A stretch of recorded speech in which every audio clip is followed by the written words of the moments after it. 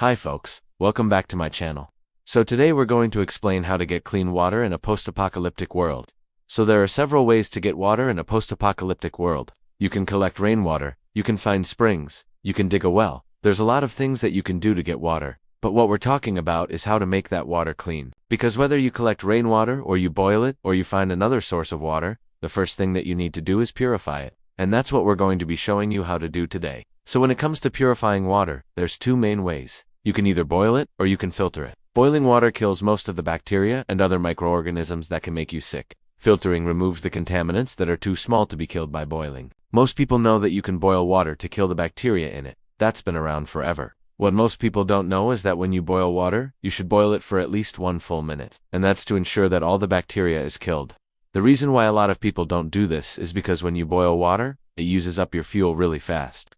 And in a post-apocalyptic world, fuel is going to be precious. So if you boil water, you want to make sure you boil it for at least 1 full minute. Now, the problem with boiling water is that it doesn't remove heavy metals like lead or arsenic. It also doesn't remove salt or other minerals that are dissolved in the water. So after you boil it, you might want to filter it through something like a charcoal filter to remove those contaminants. Now, in a perfect world, you would have a Berkey or some type of high-end water filter. But I am willing to bet that most people watching this video probably have access to something like that. So let's talk about some cheap alternatives that you can use to filter your water. The first thing that you can do is use a paper towel or some type of cloth to cover your mouth and nose and then just pour the water over it. This will remove most of the sediment and other particulates in the water. Another thing that you can do is use a coffee filter or some type of strainer. This will remove larger particles like leaves or twigs. You could even use a cloth like a t-shirt or a bandana to filter out sediment and debris. Just be aware that these methods won't remove viruses or bacteria. So you still might want to boil the water after you've filtered it just to be safe.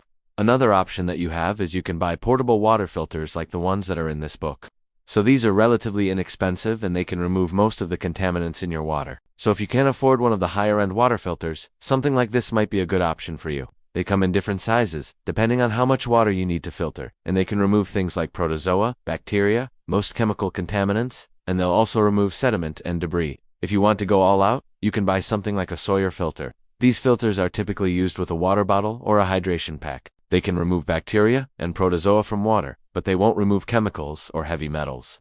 So this is another option that you have. Another thing that you can do is build a DIY water filter, and this is pretty easy to do with materials that you can find around your house or in nature. One of the easiest DIY water filters to make is a solar water filter. All you need is a clear plastic bottle, some bleach, duct tape, and clear sticky tape. First, you'll want to punch a hole in the bottom of the bottle. Then you'll want to place a few drops of bleach in the bottom of the bottle. Then place the sticky tape over the hole that you punched in the bottom of the bottle. Then place the bottle in direct sunlight for at least 6 hours. The sun will disinfect the water, and the bleach will kill any remaining bacteria. You can also make a DIY water filter using charcoal and sand. First, you'll want to find a container that has a spigot at the bottom. A milk carton works really well for this. Next, you'll want to add 2 inches of gravel to the bottom of the container. This will act as a pre-filter to remove any large debris. Next, you'll want to add 2 inches of charcoal. The charcoal will help remove any chemicals or heavy metals that are in the water. Finally, you'll want to add 2 inches of sand. The sand will help remove any remaining sediment and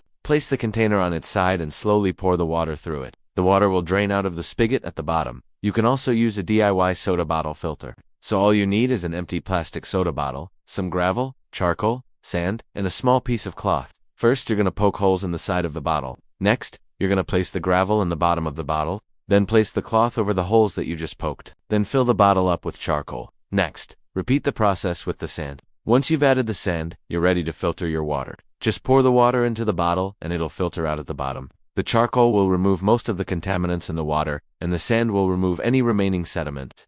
One last thing that you can do is make a DIY ceramic water filter. Now this is a little bit more advanced, so it might not be the best option for everybody. But if you can do it, it's definitely worth it because ceramic filters are really good at removing contaminants from water. To make a DIY ceramic water filter, you will need a 55-gallon drum, a ceramic candle filter, a bulkhead fitting, a 9-volt battery, a spigot, a length of hose, and a small bucket. First you cut out the side of the barrel, and then you place the ceramic candle filter in the top of the barrel. Next you're going to attach the bulkhead fitting to the side of the barrel. Then run the hose from the bulkhead fitting to the spigot and submerge the spigot in the small bucket. This is going to act as your water reservoir. Next, you hook up the 9-volt battery to the ceramic candle filter and turn it on. The filter will start drawing water up from the barrel and it'll filter it into your reservoir. So those are some of the ways that you can get clean water in a post-apocalyptic world. Just remember that water is essential to life, and without it you can only survive for a few days. So if you live in an area where water is scarce, it's important that you take steps to ensure that you have a reliable source of water in an emergency situation. On a side note, a lot of people ask me why I always wear a gas mask in my videos. Well, the truth is that I am highly asthmatic, and I am also immunocompromised due to taking immunosuppressant medication for an autoimmune disorder, so I have to take extra precautions to avoid getting sick.